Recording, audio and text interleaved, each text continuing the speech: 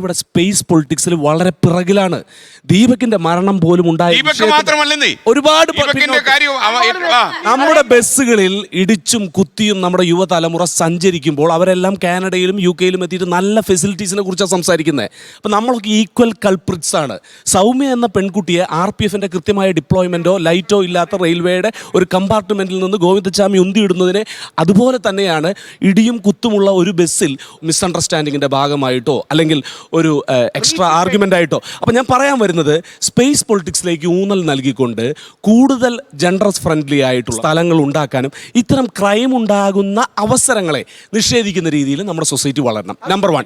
Number 2, പുരുഷ commission എന്നത് വനിതാ കമ്മീഷൻ തന്നെ വാനിഷ്ഡ് ആവുന്ന ഒരു മൊമെന്റിലേക്ക് എത്തുന്ന, ഈവൻ 10 വർഷത്തിലോ 20 വർഷത്തിലോ എത്തുന്ന പോയിന്റിൽ വീണ്ടും സമൂഹത്തിൽ ഈ ക്ലാസിനെ വർഗീകരിച്ച് ഒരു പുരുഷ കമ്മീഷൻ ഉണ്ടാക്കുന്നതിനേക്കാൾ എത്രയോ അഭികാമ്യമാണ് നേരത്തെ രാഹുൽ പറഞ്ഞതുപോലെ ഒരു സെൻട്രലൈസ്ഡ് സിസ്റ്റത്തിൽ കൂടി ആത്മഹത്യ പ്രേരണ അല്ലെങ്കിൽ പ്രവണതയുള്ളവർക്ക് അത് ഒന്ന് ഷെയർ ചെയ്യാനും ഒരു സപ്പോർട്ട്, അത് ബിയോണ്ട് ജെൻഡർ, ആണോ പെണ്ണോ എന്നില്ല രാഹുൽ. ഒരു അതുപോലെ ഇവിടെ ഈ പുരുഷനാണോ സ്ത്രീയാണോ എന്ന് നോക്കാതെ ആത്മഹത്യ ചെയ്യുന്നവർക്ക് കൃത്യമായ ഒരു സപ്പോർട്ട്, ഫിനാൻഷ്യൽ സപ്പോർട്ട് ഗവൺമെന്റിന് കൊടുക്കാവുന്നതാണ്. അതിന് പുരുഷന്റെ ആത്മഹത്യയോ സ്ത്രീയുടെ ആത്മഹത്യയോ എന്ന് പറഞ്ഞു. സുഹൃത്ത് കണ്ടക്ടർ ഉണ്ട് KSRTC-ൽ, ഈ മറ്റേ പുതിയ ടിക്കറ്റ് മെഷീൻ വന്നപ്പോൾ ഈ പേപ്പർ പ്രിന്റ് ചെയ്യുന്നതാണ്, ഇങ്ങനെ റൗണ്ടിലാണ്. അദ്ദേഹം ഈ പോക്കറ്റിൽ ഇട്ടുകൊണ്ടാണ് മറ്റേ തീരുമ്പോൾ എടുക്കാൻ വേണ്ടി മൂവാറ്റുപുഴ സ്റ്റാൻഡിനടുത്ത് എത്തിയപ്പോൾ ഒരു സ്ത്രീയുടെ ദേഹത്ത് തൊട്ടു എന്ന് പറഞ്ഞു ആ സ്ത്രീ അവിടെ ഇറങ്ങിയിട്ട് A2-ക്ക് വരെ കൊടുത്തു. കൊണ്ടതെന്താ, ഈ പാൻറ്റിലിട്ടിരുന്ന ഈ പറഞ്ഞ അയാൾ എവിടെ പോയി പറയാതെ അയാളെ സസ്പെൻഡ് ചെയ്തു. അയാളെ വിജിലൻസ് കണ്ട അന്വേഷിപ്പിച്ചു. ഞാൻ പോയി പിന്നെ അതുകൊണ്ടാണ് ഞാൻ പറഞ്ഞത് നമ്മുടെ ഒരു നമ്മുടെ ഒരാൾ ഉണ്ട് അങ്ങോട്ടാ നാപ്പോലെ ജീവിച്ചിരുന്നത്. ഇപ്പൊ അപ്പൊ പറഞ്ഞോട്ടെ, അവസാനം എന്തു പറ്റി, വിജിലൻസിനെ കൊണ്ട് KSRTC വിജിലൻസ് തന്നെ വീണ്ടും അന്വേഷിച്ച ശേഷമാണ് ആ പാവപ്പെട്ട, പക്ഷെ 9 മാസം ആ പുള്ളി പുറത്ത് നിൽക്കേണ്ടി വന്നു. ആ അനുഭവം അന്നേരം തിരിച്ച് അയാളുടെ ഭാര്യയെ പറഞ്ഞിട്ട് ഇയാളെ കുറ്റപ്പെടുത്തി അയാളുടെ വീട്ടിൽ പോയിരുന്നെങ്കിലോ അയാളുടെ മക്കൾ അവരുടെ വീട്ടിൽ പോയിരുന്നെങ്കിലോ ഇയാൾ കുറ്റക്കാരനാണെന്ന് പറഞ്ഞു. സത്യത്തിൽ നടന്നൊക്കെ ഇപ്പൊ ഈ പറഞ്ഞ നമ്മുടെ ദീപക് ഒരു പേര് മാത്രമാണ്, ഇതുപോലെ ദീപക്കുമാര് 100 കണക്കിനുണ്ട്.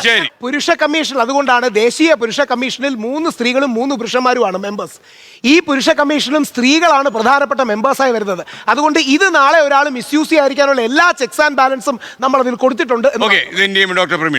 വളരെ ചൂടേറിയ ഒരു വാദം നടന്നു. നമുക്ക് സിസ്റ്റമിക്കായ ഘടനാപരമായ സ്ട്രക്ചറലായ പ്രശ്നങ്ങളാണ് പരിഹരിക്കേണ്ടത്. ഞാനിപ്പോഴും വിശ്വസിക്കുന്നു കൂടുതൽ കമ്മീഷനുകൾ ഉണ്ടാവുന്നതല്ല പരിഹാരം. അപ്പോഴും അടിസ്ഥാനപരമായിട്ട് നമ്മുടെ സിസ്റ്റത്തിൽ താഴെ മുതൽ മുകളിൽ വരെ, അത് കേവലം പുരുഷന്മാരനുഭവിക്കുന്ന പ്രശ്നങ്ങളെന്നല്ല, നമ്മുടെ റോഡുകൾ, നമ്മുടെ റെയിൽവേ, നമ്മൾ അനുഭവിക്കുന്ന മുഴുവൻ പൗരാവകാശങ്ങളിലും ഇപ്പോഴും കറപ്ഷനുണ്ട്, ഇപ്പോഴും ധാരാളം പോരായ്മകളുണ്ട്. അത് പരിഹരിച്ചെങ്കിൽ മാത്രമേ നമുക്ക് സമാധാനപൂർവമായ നീതി ലഭിക്കുകയുള്ളൂ. ലോകത്തെവിടെയായാലും ഏത് സമയത്തും 24 വാർത്തകളും ഓഗ്മെന്റഡ് റിയാലിറ്റി പാക്കേജുകളും എക്സ്പ്ലെയിനറുകളും വിശദമായി കാണാൻ ഞങ്ങളുടെ YouTube ചാനൽ നിങ്ങൾക്ക് സബ്സ്ക്രൈബ് ചെയ്യാം.